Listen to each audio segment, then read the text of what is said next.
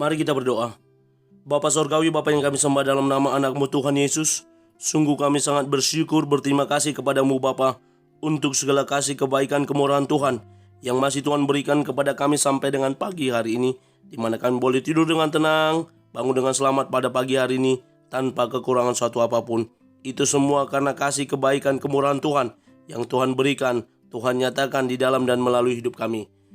Sebelum kami mulai aktivitas kami, izinkan kami untuk bersekutu dengan Tuhan, berdoa, memuji muliakan nama Tuhan, dan mendengarkan kebenaran firman Tuhan melalui channel YouTube ini. Berbicara bagi kami Tuhan, nyatakan kuasa, menyatakan isi hatimu, karena kami telah siap untuk mendengarkan kebenaran firman Tuhan. Dalam nama Yesus kami berdoa, amin. Shalom ibu bapak saudara terkasih dalam nama Tuhan kita Yesus. Semangat pagi, selamat hari Minggu. Bertemu kembali di channel Rionando Butar-Butar dalam khotbah 5 menit aja atau kolima untuk renungan harian. Renungan pada hari ini saya ambil dari kitab 1 Timotius pasal yang ke-6 ayat yang ke-6. Demikian kesaksian firman Tuhan. Memang ibadah itu kalau disertai rasa cukup memberi keuntungan besar. Ibadah disertai rasa cukup. Ibu bapak saudara terkasih dalam nama Tuhan kita Yesus, ada istilah dalam ekonomi, banyak tidak lebih, sedikit tidak kurang. Seperti itulah perputaran ekonomi. Ketika gaji kita tinggi, maka kita mengatakan cukup. 1 juta cukup, 5 juta cukup, ketika 10 juta pun tetap cukup. Karena apa? Ketika dia berputar, berproses, maka ada kebutuhan-kebutuhan lain yang menjadi semuanya serba cukup, tidak lebih. Kalaupun lebih, ada sedikit yang ditabung.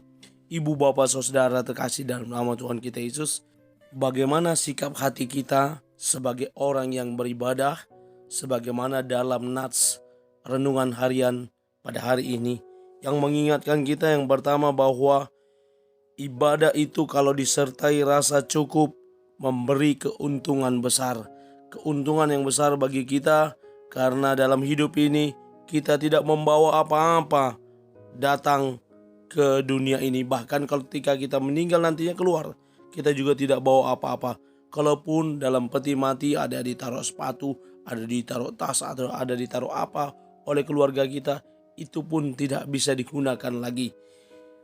Semuanya akan tinggal di dunia.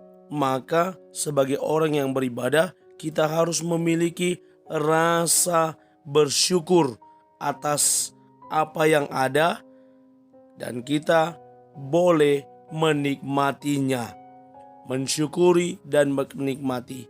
Ketika kita mensyukuri apa yang ada, sebagaimana dikatakan di kelanjutan nats renungan harian ini, asal ada makanan dan pakaian cukuplah. Mensyukuri apa yang ada dan menikmati apa yang ada. Masalahnya sekarang orang susah untuk bersyukur, sehingga terus mengejar, terus bersungut-sungut, terus merasa kurang. Ketika kita sudah dapat bersyukur dan menikmati apa yang ada, maka cukuplah, dan kita terus akan dapat berterima kasih kepada Tuhan atas apa yang diberikan. Sehingga kita tidak jatuh ke dalam pencobaan-pencobaan yang membuat kita mengejar terus hawa nafsu kita. Karena apa? Sebagai manusia, dalam dirinya selalu ada rasa kurang kaya, kurang ganteng, kurang cakep, dan kurang yang lainnya. Maka terus akan dikejar, akan terus diperjuangkan. Benar, berjuang itu oke, tapi kalau mengambil dari jalan yang tidak benar, itu yang salah. Sebagaimana dikatakan, karena akar segala kejahatan ialah cinta uang. Sebab boleh memburu uanglah beberapa orang telah menyimpang dari imannya. Mengejar uang dengan cara yang tidak benar, dengan menghalalkan segala cara, menyikut kanan kiri, menunjang ke bawah, dia menjilat ke atas supaya dia bisa naik. Dia tertawa, tetapi ada orang lain yang menangis. Kalau kita mau naik, naiklah tanpa menyingkirkan orang lain.